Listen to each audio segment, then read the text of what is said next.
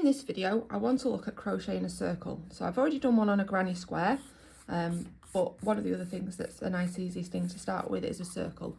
So circles, generally we start with a magic ring. There is a video on that if you need a bit of practice. And for me, with my magic rings, I always like to start with one chain just to secure where I'm going. So your pattern will tell you to do a number of stitches into your circle. So I am going to do 6 single crochet. I'm in American terms here. So 1, 2, 3, 4, 5, and 6. Now I need to pull my magic ring tight, so I pull the short tail. And then you need to look carefully at your pattern. So some patterns say join and some patterns say don't. So if we join, which I'm going to do, we work in a circle. If we don't join, we work in a spiral. Okay, and if you're going to work in a spiral, it's really important to put stitch markers in place in your first stitch so you always know where you're starting. Otherwise it's very easy for your stitch count to disappear entirely. Okay, so I'm going to join. So I did 6, so 1, 2, 3, 4, 5, 6. So I want to join it back into the first loop. Okay, I'm going to join with a slip stitch. So I'm going to go under and under again. Okay, and then I'm going to chain 1. All right, so when we do a circle, I can't just do another 6 now. It's got to be bigger. So what I'm going to do is I'm going to do 2 into every stitch. So I'm going to do 2 into there. So 1, 2, and then I'm going to do it all the way around. So I'm going to end up with 12 stitches. So there's 3 and 4. Keep going. 5 and 6. 7 and 8. 9 and 10. And then the last 2 in the last stitch, 11 and 12. Okay, and again I am doing joined rounds, so I'm going to join to my first stitch and chain 1. Okay, so you see I've got a lovely little circle there.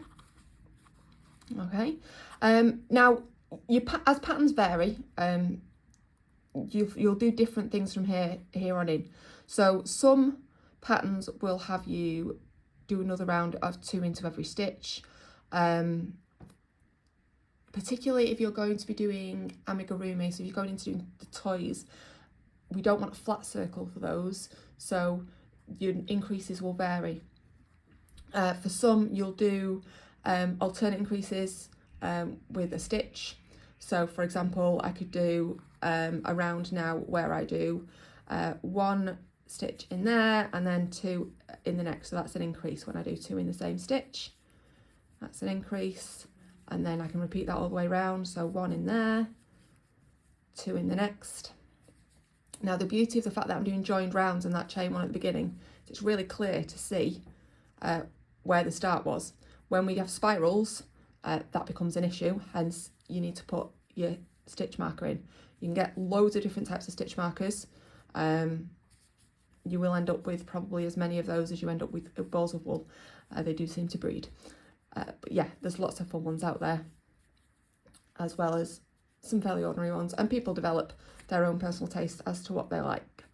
So yeah, so all I'm doing here is I'm doing a single crochet in 1 and then I'm doing 2 in the next one. That would be called an increase.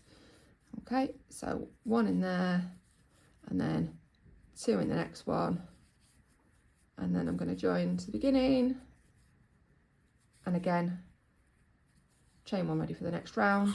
But you can see I've still got my circle. So that's it. If you are doing a circle, that's pretty much all you need to know. The pattern will tell you the rest. It's just about making sure those increases are right. Now, if you find that it's starting to get frilly, which I'll be honest, my first circle I ever tried to crochet looked more like a flower, and I had misunderstood the instructions for doing the increase, and I'd just done far too many increases. So do carefully check at the end of the row what your stitch count should be, and you're counting these stitches here. So these little V's on the top. Don't count the one on your hook, okay?